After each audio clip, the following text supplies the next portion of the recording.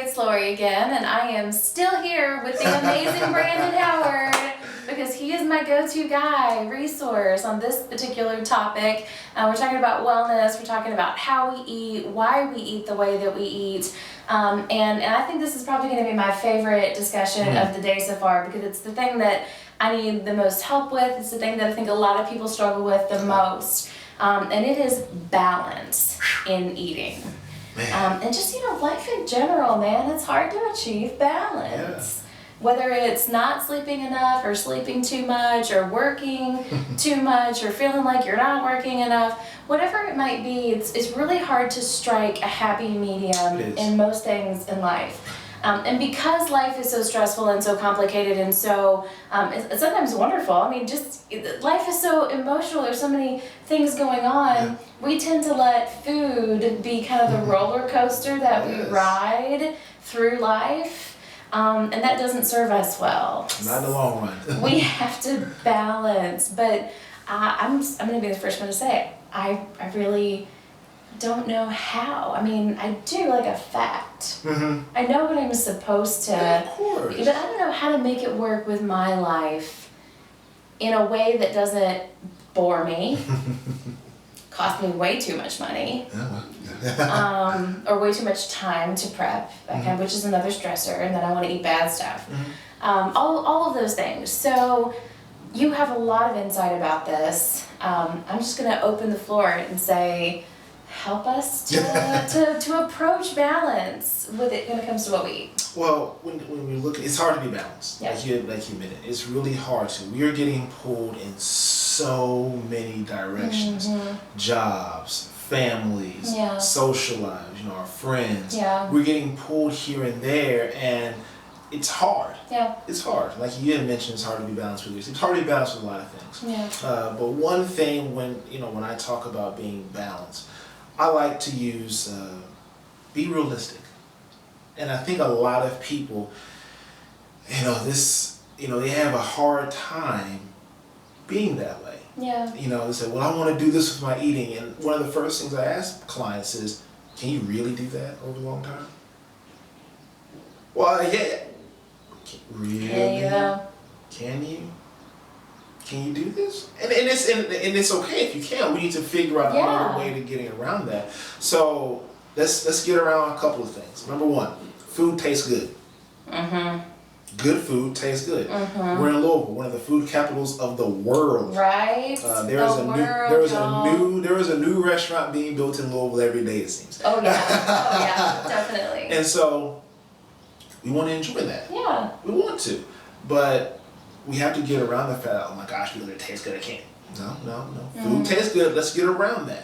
And let's also get around that the food that you're going to eat at a restaurant is incredibly high in calories. Those are just facts. Between 1,200 and 1,300 calories per entree. It tastes good for a reason. Yeah. Right? So how do you reconcile that? How do you stay balanced and stay within your quote-unquote calorie limits, right?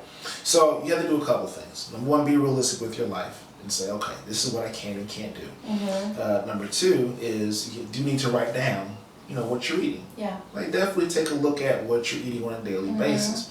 And then number three, you need to plan. And that's the hardest part. And those were stated in no particular order because if you're really in order, planning would be at the very top. And the reason I say planning is we can get around a lot of stuff if we just stop being so go with the flow. And don't be on the fly. That's what messes us up. Coworker be like, hey, you know what? We're going out for blah blah blah blah blah after work. Okay, let's go. Yeah, even though you already maybe had something that you were going to do. Go. Think about that. So, if you're going to go out to eat, oh man, well, we're going to this restaurant I really like. I'm going to have blah. Okay. I need to, over the course of the day, I need to lower my calories that I'm going to intake to prepare myself for this. Maybe, I'll get up and I'll do, an extra exercise session, to kind of help burn off a little bit that way.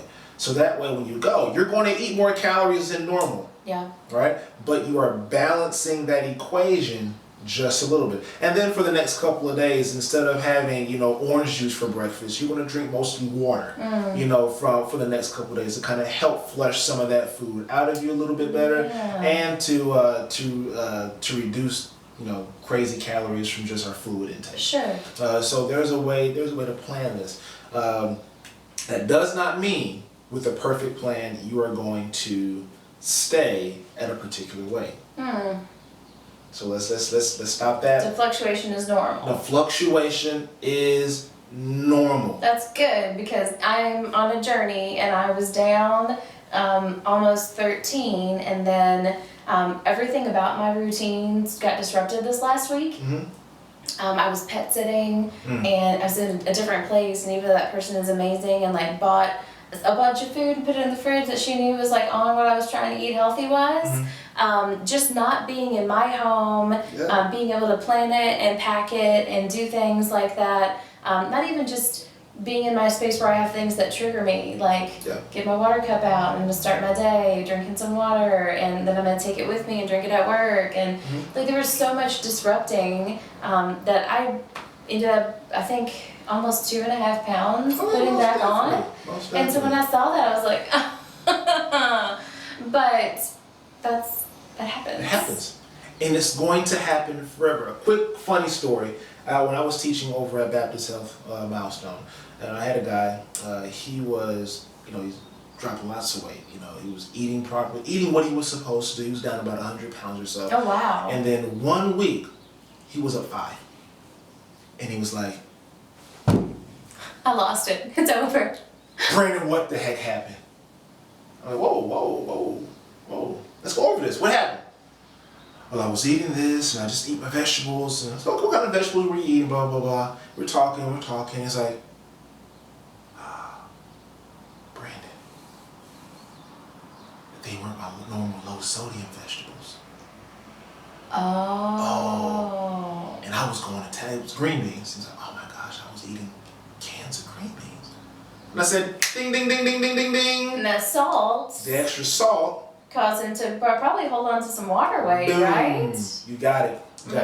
Change it up, lost 7.5 the next week. There you go. So I would say the fluctuations are normal. You just gotta get used to them. Right? And a lot of them can be explained, some of them cannot. Yeah. The body's just weird. But you have to have a plan in place. When I go out to eat, I look at what I'm doing days beforehand. Really? Look at days. So get online, check out the menu. Hopefully they have nutrition information. You got the menu, and also the way I eat leading up to that day changes. Oh. So I know my body. My body holds on to weight really easily. I retain water. It doesn't take much at all. I can put on 6 pounds overnight. Oh wow. That's happened? That's happened. I have done it. I weighed myself on a Saturday and weighed myself on a Sunday, and I've been up 6 pounds. Really? Yes. Wow. So I know that about my body. So I have to find a way to reduce that effect, right? Yeah. So before I go out to eat, last week it was I went to Doc Crow's. Okay. And so I know when I go to Doc Crow's, there's some heaping and chips that's going to be involved. Yeah. There's a rib-eye they have. There's some ribs that they have. My wife and I, we split. We both, one of us got the ribs, one of us got the rib-eye, then we split it up. That's smart. So I knew going in, like, that's what we're going to do.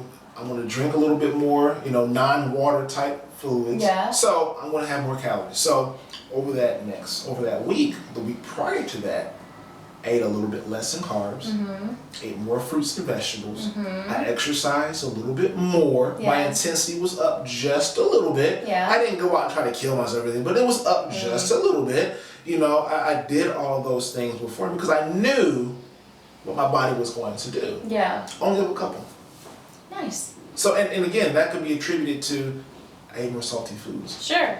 And then fast forward to this week, it's negligible. Yeah. So, it's one of those we have to really plan out. Now, you don't always have to look at what you're doing, 4 and 5 days in advance, but we have to be in the mindset of planning. Because if we don't plan, Yeah. we're going to be like, okay, I'm just going to live my life normal. I'm going to eat what I regularly eat, and then I'm going to eat 3,000 extra calories on top of that. And that's just not how it's going to work out. Right. So we have to plan. That even goes to when you look at meal planning.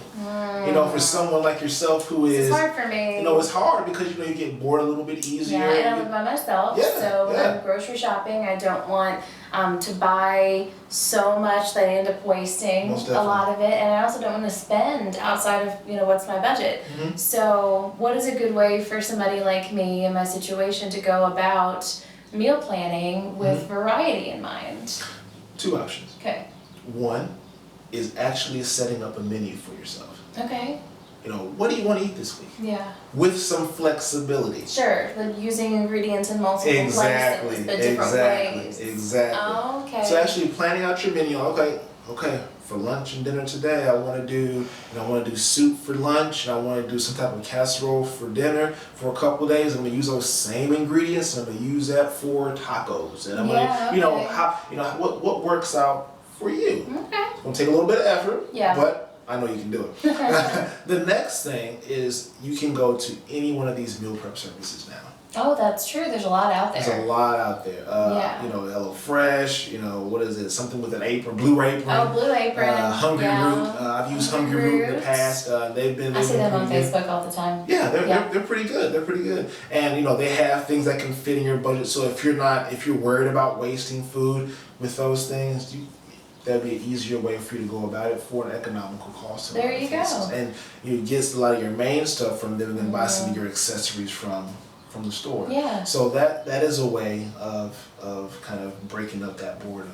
Because they have recipe books in there and everything. Yeah, wow, that's great. I've never tried one of those, so that sounds like a good, maybe, you know, just experiment with a free trial or a low-cost introductory rate for a designated amount of time and just flirt a little with some of those options, see if you like it. There you go.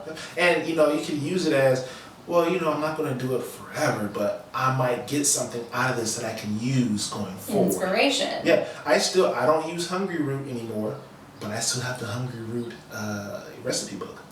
Oh. So you can recreate. There you go. So same thing with some of the other things as well. So there are many, many ways of breaking up the boredom. But if you're going out to eat, looking at that menu beforehand, you know, there's going to be a lighter fare menu in a lot of these restaurants that will definitely help you out. But some of it is planning. Some of it is you have to want to do it. Yeah. Motive. Yeah. And there's some discipline there too. There's definitely some discipline there. And, you know, you have to look at, my goal is this. Those cheddar bay biscuits aren't going to help me get closer to that goal. It's going to suck not having those cheddar biscuits tonight. But waiter, take them away. Yeah. Take them away before I change my mind. right. Or we all are going to take one and then do not refill this basket. Exactly. You know, and you know, we look at, you know, moderation as being a tool. You can use those things. And another way to kind of make the process easier is changing some of your unhealthy foods into healthier foods. So why can't you have a burger and fry? Because it's a burger and fry. Well, because you're only thinking of a burger and fry as a McDonald's type burger and fry. Right? You can get a meatless option, you know, burger, you know, whether it's the Impossible Burger, whatever the case may be, you can use that. Get you a nice whole grain bun. Drop the bun all together. Drop the bun all together, or have just one half, make an open faced sandwich. Yeah. And then pile that thing up with a bunch of vegetables, and then make your fries in an air fryer with potatoes. Ooh. Boom. You have burger and fries. There you go. And you're just adapting. You just have You're to craving to a better set of... There it is. Yeah. Because, again, we're adults, we're humans. You tell me I can't have something. I'm gonna want that. I'm gonna want it. You tell me you can't have a burger. You can't have a burger again. I want a burger. Oh, I'm going to get a burger right now. I didn't want a burger until you told me I couldn't have one. Right. And now you're saying, well, I want a burger, but this is how I changed that burger to fit my lifestyle and to get me closer to my goal. Yeah. You know, that's how you have to look at things. Well, I've learned a lot today. Thank you so much.